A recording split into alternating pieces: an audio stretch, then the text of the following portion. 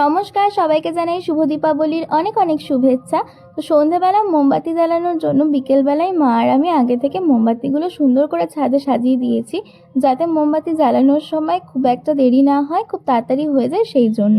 আর সত্যি কথা বলতে মোমবাতিগুলো জ্বালানোর পর সন্ধেবেলা ভীষণ সুন্দর লাগছে ছাদটা দেখতে, মানে অন্ধকারের মধ্যে মোমবাতির আলোটা যেন একটু বেশি সুন্দর লাগে দেখতে। আর আমি রেডি হয়েছি এইভাবে। আর এইটা হচ্ছে আমাদের পাড়ার প্যান্ডেল আর নাগরদোলনা। আর তারপর যে লাইটিংটা দেখালাম ওইটা হচ্ছে পাশের পাড়ার পুজোর লাইটিং।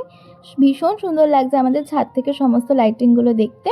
তারপর ঘরে এসে জানলায় যেই মোমবাতিগুলো সাজিয়েছিলাম সেই মোমবাতিগুলোও জ্বালিয়ে দিয়েছি। আর লাইটের সাথে মিশে মানে আরও ভালো লাগছে এই মোমবাতির আলোগুলো দেখতে।